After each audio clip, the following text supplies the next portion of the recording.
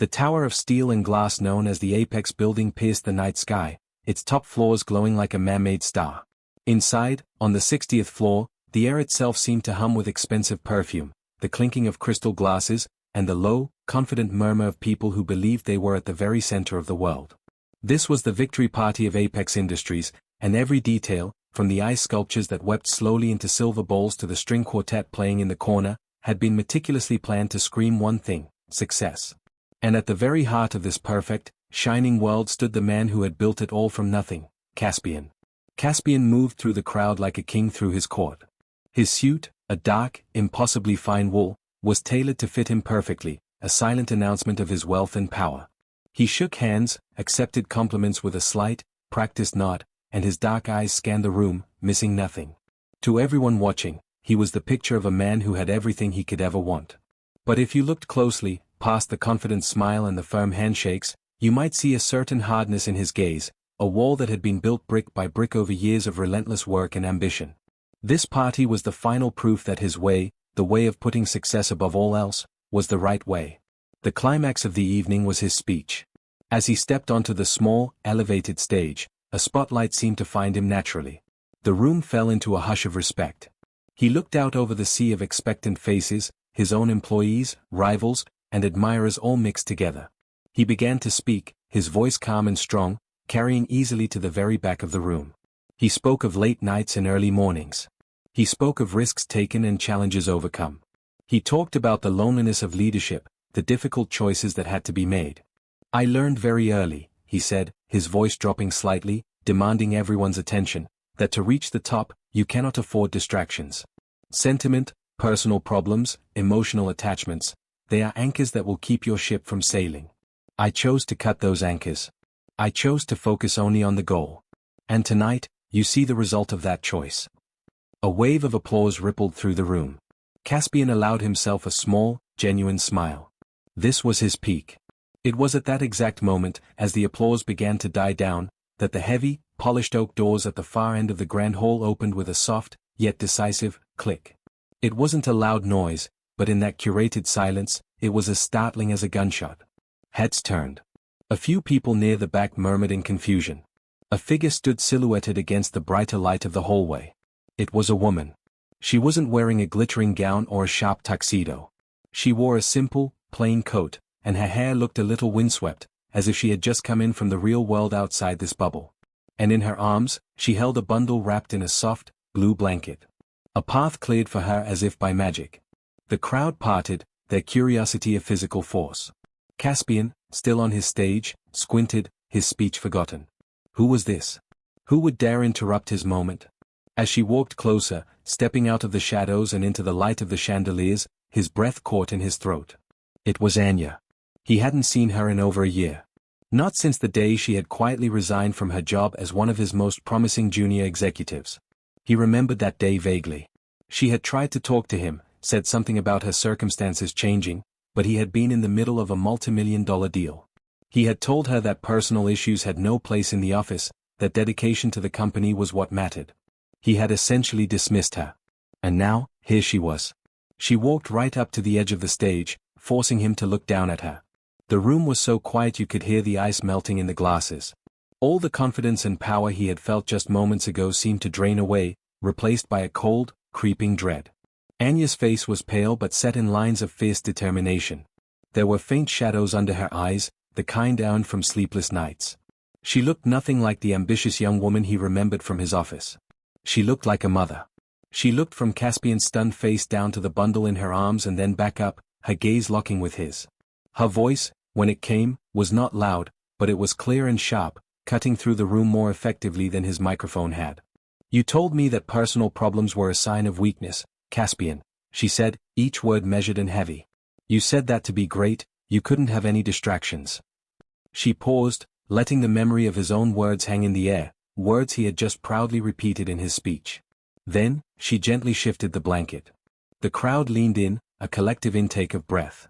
A small, sleeping face was revealed. A baby with a tiny, perfect mouth and a dusting of dark hair. Anya's voice trembled, but only slightly, as she delivered the final, devastating blow. "You were so afraid of anything holding you back. Well, Meet the one distraction you can't fire. Meet your daughter, Sofia. The silence shattered. Gasps, whispers, the sound of a glass hitting the carpet.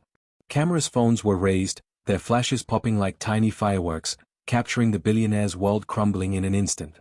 Caspian felt the floor tilt beneath his feet. He stared at the baby, at Sofia, and his mind went completely blank.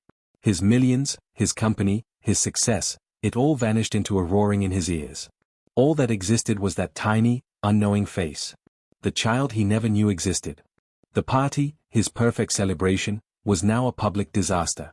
The anchor he thought he had cut had just walked in the door, held in the arms of the woman he had turned away, and it had just sunk his entire ship. For 3 days, the world outside the walls of Caspian's penthouse continued to spin, but for him, it had simply stopped.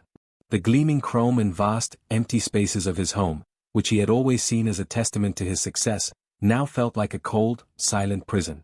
The panoramic windows that usually showed him a city he owned now showed him a world that was laughing at him. Tabloid headlines, digitally splashed across his tablet, screamed about the billionaire's baby bomb and Caspian's secret heir. But the noise of the media was nothing compared to the roaring silence inside his own head. He couldn't think, he couldn't work, he couldn't do anything but pace. The image of that baby's face, Sofia's face, burned onto the back of his eyelids. He replayed the moment at the party over and over. The shock, the humiliation, the sheer, world-altering vertigo of it. But beneath the anger and the bruised pride, a colder, sharper feeling was beginning to poke through, like a sliver of ice working its way into his heart. It was the memory of Anya's face. Not the determined, fierce woman on the stage, but the younger, hopeful employee in his office over a year ago. He remembered her asking for a moment of his time, her voice hesitant. He remembered the stack of reports on his desk, the impatient buzz of his phone. He remembered the exact, clipped tone he had used when he told her that the company's quarterly projections were more important than her personal matters. The memory made him flinch now, a physical reaction to his own past blindness. He had been so utterly, catastrophically wrong. On the 4th morning, driven by a storm of emotions he could no longer contain, he found his chauffeur-driven car pulling up to an address his assistant had procured. It was a modest apartment building in a neighborhood of the city he never had reason to visit. There were bikes chained to a fence and the sound of children playing in a nearby courtyard. This was where she lived. This was where his daughter lived. He took the stairs, his expensive shoes scuffing on the clean but worn linoleum, and stopped in front of a door numbered 4B. He knocked, the sound unnaturally loud in the quiet hallway. The door opened just a crack, secured by a chain, and Anya's eye appeared. He saw the flash of recognition, then a hardening, a weary resignation. For a long moment, they just stared at each other through the narrow gap. Then, with a soft click, she undid the chain and opened the door fully. She didn't look like the woman from the party anymore. She was wearing soft, worn jeans and a simple t-shirt, her hair pulled back into a loose ponytail. She looked tired, real, and utterly defenseless in a way that made his anger feel cheap and useless. "Can I come in?" he asked, his voice rougher than he intended. She stepped back wordlessly, letting him enter her world.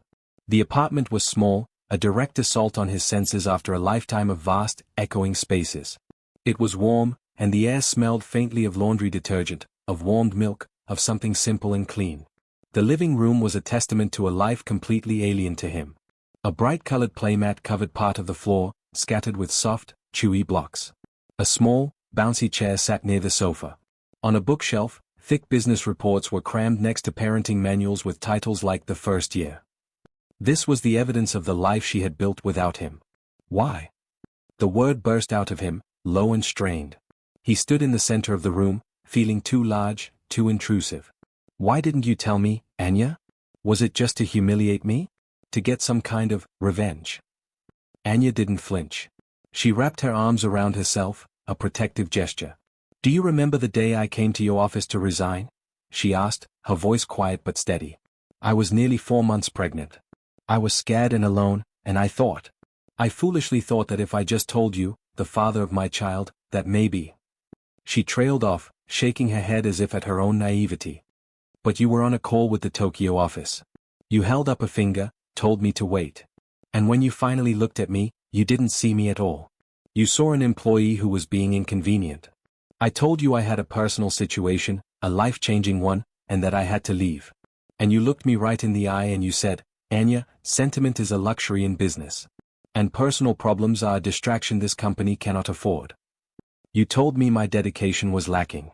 You made me feel so small, Caspian. So foolish for thinking my baby, our baby, could ever matter to a man like you. Her words didn't feel like an attack, they felt like a diagnosis, a precise and devastating summary of his own failings. The sliver of ice in his heart became a frozen lake. He had said those words. He had built his entire identity on them. And in doing so, he had exiled the mother of his child and his own daughter to this small, warm apartment while he celebrated his empty success in a cold tower.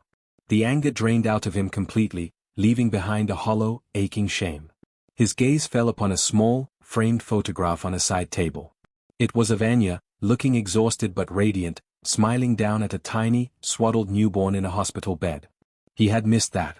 He had missed the first cry, the first breath, everything. The hollow inside him cracked open. He began, but his voice failed him. He tried again, forcing the words out. I didn't know. I was wrong. The admission felt foreign and painful on his tongue. Can I? He swallowed, his eyes drifting from the photo to a small, portable crib visible through a doorway. Can I see her? Anya studied his face, her eyes searching for the arrogant billionaire and finding only a shattered, uncertain man. After a long, silent moment, she gave a single, slow nod. She led him to the doorway of the small bedroom. And there, in a crib with a mobile of softly spinning stars, was Sofia. She was awake, her dark eyes, so much like his own, open and curious. She was sucking contentedly on her own fist, her little feet kicking at the air beneath a soft blanket. She was a person. A tiny, perfect, whole person. His daughter. He didn't move, afraid that the slightest sound might break the spell. He just watched her, a torrent of emotions crashing over him, awe, terror, a fierce, sudden protectiveness, and a grief so profound it stole his breath, grief for all the days he had already missed. He had spent his life building an empire, but he had never built anything, never created anything, as miraculous as this. And he had almost missed it completely. He looked from Sofia's peaceful face to Anya's watchful, tired one, and the last of his defenses crumbled to dust. The most important project of his life was not in a boardroom. It was here, in this small, quiet apartment. The drive back to his penthouse from Anya's apartment was a journey through a fundamentally altered city. The towering skyscrapers he had once viewed as monuments to his own ambition now just looked like cold, glass filing cabinets for other people's lives. The frantic energy of the traffic felt meaningless. He walked into his own home, and the silence that had once felt like a reward for his hard work now echoed with a profound and unsettling emptiness. He stood in the middle of his vast, minimalist living room, a space designed for hosting powerful people and making grand impressions, and realized it had never been a home. It was a shell. A beautifully appointed, terrifyingly empty shell. The ghost of the lavender and warm milk scent from Anya's apartment seemed to cling to his clothes, a haunting reminder of a warmth his world desperately lacked. He returned the next day, and the day after that. Not with the aggressive confrontation of his first visit, but with a hesitant, almost formal request for permission. He was a man who commanded boardrooms, yet he found himself standing awkwardly on Anya's welcome mat, asking if it was a good time. His initial visits were structured, almost clinical. He would sit stiffly on the edge of her sofa, and they would speak only in the context of Sofia. He learned the precise temperature for her bottle, the specific brand of formula that didn't upset her stomach, the subtle difference between her "I'm tired" cry and her "I'm hungry" cry. It was a new, baffling language, and Caspian, a quick study in every other arena of his life, found himself a fumbling, humble student. He spilled formula on his $1,000 sweater. He fumbled with the seemingly impossible mechanics of a diaper, his large, capable hands that could sign million-dollar deals suddenly clumsy and inept against the tiny, wriggling body of his daughter. The first time he managed to secure the diaper tabs correctly, a completely involuntary, proud smile broke across his face, only to fade when he saw Sofia had deposited a further, wetter surprise the moment he'd finished. Anya, watching from the doorway, couldn't stifle a laugh. It wasn't a mocking laugh, but a genuine, melodic sound of amusement. The sound, so foreign and yet so warm, seemed to crack the formal ice that had encased them. Slowly, carefully, the fortress walls around their conversations began to crumble. The talk stretched beyond Sofia's feeding schedule. One afternoon, as a soft rain pattered against the windows, he found himself telling her about the early days of Apex Industries, not the glamorous, polished version he gave in interviews, but the real story. He spoke of the paralyzing fear of failure, of eating nothing but instant noodles for a month, of the crushing loneliness of being the one solely responsible for the paychecks of dozens of employees. He spoke of things he had never voiced to anyone, the vulnerabilities he had buried beneath layers of success and arrogance. Anya listened, not as a former employee, but as an equal, her intelligent eyes seeing the young, scared man he had once been hidden within the formidable billionaire. In turn, she shared her own story. The terror of the positive pregnancy test alone in her bathroom.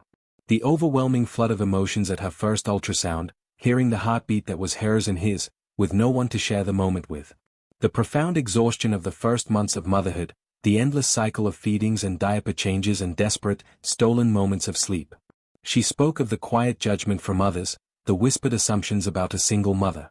She had built her own fortress, brick by brick, out of necessity and survival, and she was now, for the first time, allowing someone past the gate. They were no longer just co-parents navigating a difficult situation. They were two people who had, in different ways, been lonely, finally finding a person who understood the map of their scars. One evening, he stayed later than usual. Sofia had been particularly fussy, and they had taken turns walking her, a silent, weary dance of parenthood. Finally, she had fallen into a deep sleep, her little chest rising and falling in a steady rhythm in her crib. The apartment was quiet, bathed in the soft, warm glow of a single lamp. They stood in the living room, the air between them thick with unspoken words and the shared intimacy of the past few hours. Caspian looked at Anya, really looked at her.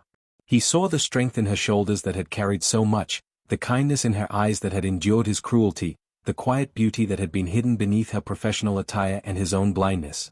Anya, he said, his voice low and rough with emotion. That speech I gave at the party, about distractions, it was the most foolish thing I've ever said. He took a small step closer, the space between them crackling with a new, dangerous energy. You weren't a distraction from my success. You and Sofia, you're the only thing that has ever made that success mean anything. I was building a palace, but I was living in a single, empty room. You showed me the rest of the house. Anya didn't step back. She looked up at him, her eyes shimmering in the lamplight, and in their depths, he saw the ghost of the hope she had once carried into his office, now tempered by wisdom and pain, but not entirely extinguished. He reached out, his hand moving slowly, giving her every opportunity to pull away. His fingers, once capable of only commanding and signing, now brushed a stray strand of hair from her cheek with a tenderness that shocked them both. The touch was a spark, a circuit completing. He leaned in, his gaze dropping to her lips, and she met him halfway. The kiss was not one of passion, but of promise. It was slow, and deep, and filled with the weight of all their lost time and the terrifying, beautiful hope of a future they were only just beginning to imagine. It was the first kiss of their real beginning, a silent vow spoken in the quiet heart of the home they were, against all odds, building together. The change in Caspian was not a performance for the public or a temporary guilt-driven phase. It was a fundamental rewiring of his soul, evident in the most mundane, yet profound, details of his life. His sprawling, sterile penthouse underwent a quiet revolution. The minimalist chrome and glass were softened by the invasion of color and life. A plush, rainbow-colored playmat now lay permanently on the floor of the living room, a stark and beautiful contrast to the cold marble. A state-of-the-art espresso machine now shared counter space with a bottle warmer, and the quiet hum of the city was often accompanied by the gentle, musical chimes of a mobile. Caspian's legendary, impenetrable schedule, once a sacred text of corporate conquest, was now publicly and unapologetically perforated with blocks of time boldly labeled Sofia.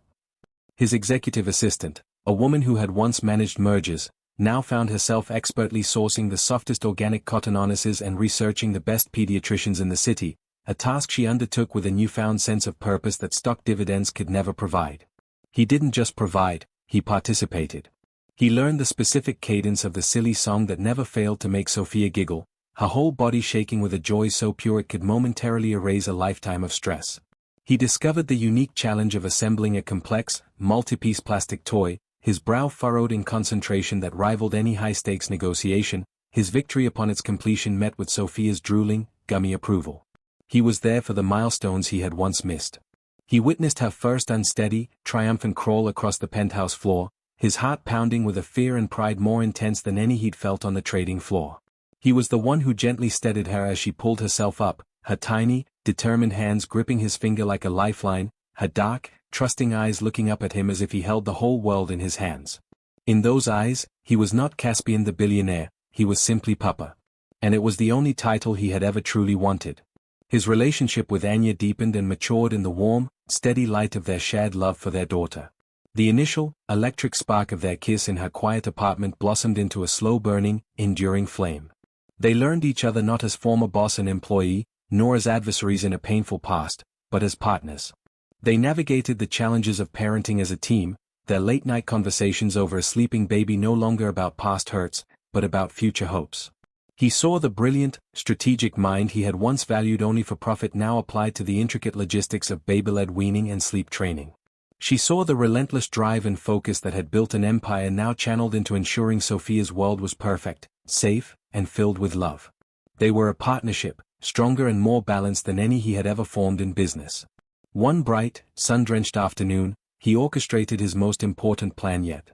He brought Anya and Sofia to the park where they had spent so many of their first, tentative days as a family. It was their place, filled with the echoes of Sofia's first encounters with grass, the memory of her first taste of ice cream from Anya's finger, the shared, comfortable silences on a sun-warmed bench. A simple blanket was spread under their favorite oak tree, its branches a canopy of dappled green and gold. Sofia, now a vibrant, babbling toddler, was engrossed in the serious business of stacking colorful blocks, her little tongue peeking out in concentration. The scene was so perfectly, beautifully ordinary, and to Caspian, it was more valuable than any asset he had ever owned. He waited until Anya was laughing at Sofia's antics, her face turned towards the sun, radiant and unguarded. He reached into his pocket, his fingers closing around the small, velvet box that had felt both terrifying and right in his possession for weeks. He didn't get down on one knee in a grand, public gesture. That was the old Caspian, the one who needed a spectacle. Instead, he simply turned to her, capturing her hand in his touch firm and sure. "Anya," he said, his voice quiet but clear, cutting through the peaceful sounds of the park. She turned to him, her smile softening into a look of curious warmth. "You once told me that my success was empty. You were right. I spent my life building a fortune, collecting things that had no heartbeat, chasing a victory that felt hollow the moment I achieved it." He opened the box, revealing a simple, elegant diamond that caught the afternoon light, not flashy, but timeless and strong. "Then you walked back into my life, and you brought with you the only fortune I will ever need. You gave me a family. You showed me what love truly builds. It doesn't build towers of glass and steel. It builds a home. It builds this." He gestured to Sofia, to the blanket, to the life surrounding them. "My greatest success is not a company. It's the privilege of being Sofia's father, and the hope of getting to be your husband. Will you let me spend the rest of my life building this life with you? Anya, will you marry me?" Anya's eyes filled with tears, but they were tears of a joy so profound it had no room for the shadows of the past. There was no hesitation, no flicker of doubt. The journey from his cold office to this sunlit park had been long and painful, but it had led them here, to a love that was tested and tempered, and was now unbreakable. "Yes," she whispered, the single word carrying the weight of every forgiven hurt and every dreamed of tomorrow. "Yes, Caspian. 1,000 times, yes." As he slipped the ring onto her finger, Sofia, as if on cue, looked up from her blocks and let out a delighted, squealing giggle, clapping her chubby hands together as if blessing their union. Caspian pulled Anya into his arms, and their kiss was a seal on their new beginning, a promise of a future written not in business plans, but in shared sunsets, in lullabies, and in the quiet, unwavering certainty of a love that had been lost, and then, miraculously, found. Their story was a testament that the most valuable treasures are not made of gold, but of second chances, of a baby's laughter, and of a love that is finally, completely, and forever, built to last. If this story of lost love found and a family built from forgiveness touched your heart, then you won't want to miss what comes next. Our channel is dedicated to bringing you tales of romance that are as deep and complex as they are heartwarming. To follow the next chapter in Caspian and Anya's journey, and to discover more unforgettable stories of love against all odds, make sure to subscribe. A world of captivating romance is waiting for you, just a click away.